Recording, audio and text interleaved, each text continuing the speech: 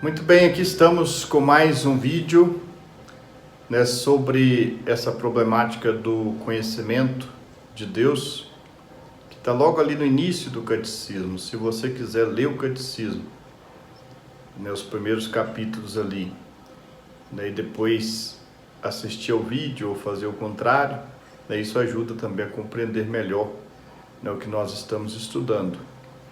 Mas no catecismo tem a ideia também, né, das criaturas que revelam Deus. É muito importante a influência de Santo Agostinho. Né? Santo Agostinho, nós sabemos que é um santo muito importante ali da patrística ocidental, né, que viveu no século IV. Buscava Deus o tempo todo, em todos os lugares.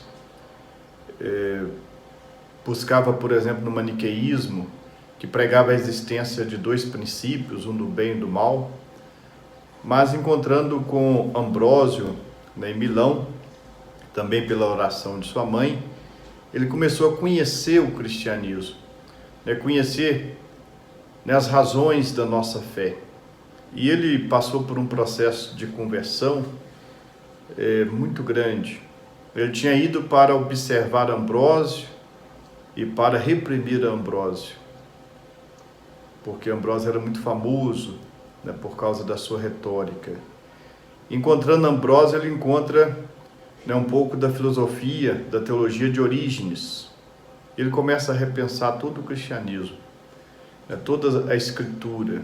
Né, com Orígenes, através de Ambrósio, ele entende, por exemplo, que a Sagrada Escritura não é só a letra que importa, mas importa também o espírito que está ali escondido, que anima, né, aquela letra, o que está escrito. Então a Sagrada Escritura tem níveis de compreensão. Um nível, por exemplo, né, da Escritura, aquilo que está escrito, o nível moral e o nível espiritual, né, que consegue ler, né, aquele que aprofunda realmente, né, no sentido da Sagrada Escritura. Então Agostinho começa a repensar, e aí uma ideia importante, né, nesse caminho de Agostinho, é a ideia de criação. Ele começa a perceber que a criação de Deus, né, poderia libertá-lo, por exemplo, do maniqueísmo. Ele começou a entender pela ideia de criação que só existe um Deus que é o Criador de todas as coisas. E ele começou a entender que esse Deus é bom, é a bondade suprema, bondade máxima. Então tudo que Deus faz é bom, porque Ele é bondade pura. Ele não sabe fazer algo que não seja bom. Então daí ele compreende que todas as coisas que existem, só pelo fato de existirem, são boas, né, e trazem em si, né, a bondade do Criador. Então Agostinho começa a entender que tudo que vive, tudo que há, tudo que existe, existe porque Deus quis, e se Deus quis e fez, todas as coisas são boas. Então ele vai perceber, por exemplo, ou em Agostinho nós percebemos, por exemplo, que o demônio, ele também foi criado por Deus. Só que foi criado como anjo bom, livre, que se perverteu, né, e se distanciou do Criador. Mas inclusive, né, o espírito caído, o anjo caído, é também bom, ou seja, tem a bondade originária presente nele, porque foi Deus que o chamou à existência. Ele se perverteu, se distanciou da luz, se distanciou da verdade. Então a criatura má, mas é criatura. Então só existe um Deus, não existem dois princípios, um do bem e um do mal, existe um só, que é Deus soberano, supremo. Então isso ajuda Agostinho a vencer o maniqueísmo, essa visão de que existem duas forças, né, iguais ou quase iguais, né, atuando no mundo, atuando na história. E aí Agostinho começa a pensar, por exemplo, a problemática do mal. Né? Então o mal, o que é? O mal é o não ser, porque tudo que é bom. Né? Então, por exemplo, o que nós temos é a amizade, que é uma coisa boa. Né? Não existe, no caso, a inimizade, existe a falta de amizade. Não existe o ódio, existe a falta de amor. Então Agostinho começa a pensar nessa perspectiva, né, de que o mal não é um ser, não é uma criatura, não tem uma substância, porque tudo que tem uma substância é de alguma forma, né, coisa boa, porque Deus desejou, porque Deus criou.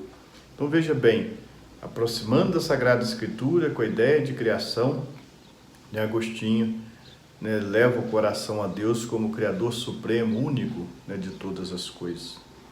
E dentro daquelas vias de conhecimento de Deus, né, eu já tinha falado no último vídeo, mas vale reforçar, que o homem é esse lugar, né, especial onde Deus habita. É o lugar especial para chegarmos a Deus. Então, o próprio Agostinho disse aqui também, que olhando para o mundo ele não encontra Deus, olhando para si, né, para a própria interioridade, para a própria alma, ele é elevado, né, ele transcende a si mesmo, né, e se abre a verdade, né, que é Deus. Então, o homem, né, Tomás, Agostinho, vamos dizer isso, ele tem duas estruturas, né, a inteligência e a vontade. A inteligência tem uma abertura infinita, né, um desejo infinito, e esse desejo infinito é de uma verdade infinita, de uma verdade suprema. A liberdade é a mesma coisa, a vontade, nós temos desejo de bem, né? E esse desejo é aberto infinitamente, nada nos satisfaz, uma sede infinita. E porque nós temos essa sede infinita, nada nesse mundo é capaz de frear, né, o nosso desejo de bem.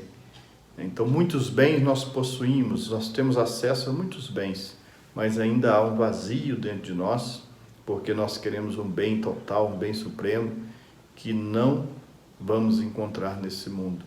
Então o mundo para nós cristãos é o mundo assim, né, do mais ou menos. Nós nunca estaremos plenos aqui no mundo. Nós estamos a caminho da plenitude, né, a caminho de uma felicidade perfeita. Mas o mundo é o lugar da luta, é o lugar do empenho, é o lugar da doação, do sacrifício, para chegarmos a essa meta, né, que nós buscamos, que nosso coração tanto anseia. Aquilo que eu disse, né, no vídeo passado, é que existe em nós um desejo muito grande, uma vontade muito grande de verdade plena, e essa verdade plena é Deus, e de um bem supremo, e esse bem supremo é Deus.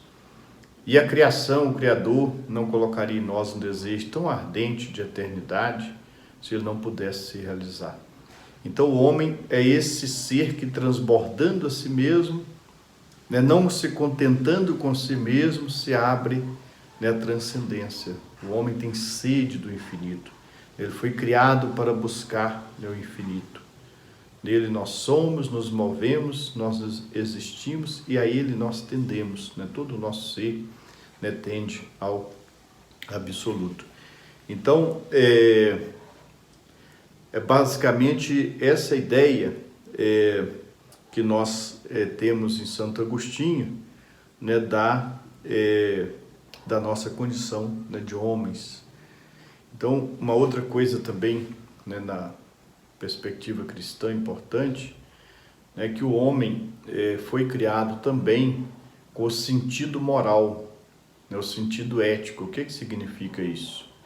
É que o homem, naturalmente, nele tem o discernimento do bem e do mal. Um filósofo, Max Scheler, ele vai dizer, inclusive, que isso está ligado ao nosso coração. Todo homem que vê uma criança, por exemplo, fraquinha, sendo agredida por um homem forte, sente que não está certo, né? Sente que ali tem uma injustiça, tem ali uma violência que não era para acontecer. Então é a moral do coração, né? Esse sentido ético que brota do nosso coração. Nós sabemos que aquilo, nós sentimos que aquilo é injusto, não é bom. Nós sentimos que aquilo é um mal, é uma injustiça. Então esse discernimento também, né, do bem e do mal, ele é algo natural em nós, né, e justamente esse sentimento vai ser a base para a gente ter uma vida moral, um comportamento ético, né? Então a ética, a moralidade, não é algo estranho a nós, mas é algo que pertence, né, a nossa subjetividade que pertence à nossa espécie. Então nós vamos falar também sobre essa abertura do homem, né, à vida moral, à vida ética. O homem busca sempre, né, além de buscar a Deus em última instância, ele busca sempre o bem, né? O homem busca sempre a verdade, né? A razão do homem, né, o leva, né, a buscar, né, o bem e a verdade como algo importante, né, como algo muito necessário para a sua realização. Então nós até encontramos às vezes, né, homens que praticam o mal, mas na cabeça deles às vezes, né, aquilo é um bem. E essa tendência ou essa formatação nossa pode ser constatada na simples percepção de que nós encontramos pessoas que enganam, pessoas que mentem, pessoas que cometem injustiça, mas que não gostam de ser enganadas, não gostam que mintam para elas, não gostam de sofrer injustiça. Então até nisso mostra que o homem está sempre buscando, né, e desejando o bem, né, mesmo quando ele age, né, parecendo assim contrariamente. Então, fechando esse vídeo, completando essa sessão assim do conhecimento de Deus, nós podemos concluir dizendo assim como a síntese, que existem duas formas de conhecer a Deus, né? Uma pela razão natural, pela própria inteligência, ou nós poderíamos dizer assim, na perspectiva cristã, né, uma perspectiva de ciência, de conhecimento humano, de lógica, nós conhecemos a Deus, né, usando somente a nossa razão. E o outro conhecimento é a revelação, né? Então o homem, para o cristianismo, é uma criatura, né, que foi ferida na sua inteligência, foi ferida, né, pelo pecado original, né? Então o pecado original, ele causou um afastamento de Deus e com isso, né, um afastamento, um distanciamento da verdade, um distanciamento do bem supremo. Então nós vemos como que no espelho, nós vemos com dificuldade, nós não discernimos caminhos de Deus, nós não conhecemos os propósitos de Deus, porque a nossa razão, né, a nossa inteligência sofreu um golpe, né, que foi o golpe, né, do pecado, que nos distanciou. Então nós longe enxergamos com dificuldades, né, o que Deus espera, o que Deus quer de nós. Então essa é a dificuldade nossa, né, para entender, né, exatamente o bem que nós devemos abraçar. E aí nós pegamos um bem que não é bem, é o mal. Por exemplo, às vezes a gente quer ser feliz e entra pelo caminho da droga, da bebida, né, do álcool. Então, isso acontece, né, na tradição cristã, né, no ensinamento do catecismo, porque houve uma quebra de harmonia, houve um distanciamento da luz, e por isso nós hoje caminhamos como que perdidos. Daí o auxílio, Agostinho vai dizer muito, Tomás também, a necessidade do auxílio da graça. A graça é que nos faz encontrar de novo, né, o caminho que Deus quer para nós. A vocação que Deus, né, tem reservada para nós, nós encontramos com o auxílio do próprio Deus, com o auxílio da própria graça. Então a revelação é necessária para quê? Para curar, né, as marcas desta tragédia inicial, que foi o pecado, e para nos ajudar a ver melhor. Então a revelação na Bíblia, na revelação dos profetas, juízes, depois em Jesus Cristo, que é a máxima revelação de Deus. Então Jesus revelou plenamente os mistérios de Deus, mas nós não conseguimos ainda assimilar plenamente por causa da nossa inteligência, né, ferida. Então é preciso também, né, do Espírito Santo para nos fazer entender, né, aquelas coisas que a nossa razão tem dificuldade, né, por causa do pecado original, por causa desse afastamento, distanciamento de Deus. Então, para conhecer o que Deus é, a essência de Deus, a revelação é fundamental, né, sobretudo em Jesus Cristo. Por exemplo, Deus Uno, Deus Trino, é um Deus que é Pai misericordioso, que nos ama infinitamente. Então nós conhecemos através de Jesus Cristo, que é Pai de tudo, sem distinção. E nós devemos nos esforçar para construirmos essa fraternidade universal para podermos rezar, né, com propriedade, né, por exemplo, o Pai Nosso. Pai Nosso, nós somos irmãos. Então aqui nós terminamos. Então, né, conhecimento natural, nós chegamos à existência de Deus. Né, razão natural, nós chegamos, né, à certeza de que Deus existe, Ele é. E pela revelação, né, pela ajuda do Espírito, através da graça, nós chegamos ao conhecimento de alguns mistérios de Deus. Então até o próximo vídeo, se Deus quiser, né, fiquem conosco, nos acompanhem para aprofundarmos a nossa fé, né, através, né, do estudo do Catecismo da Igreja Católica.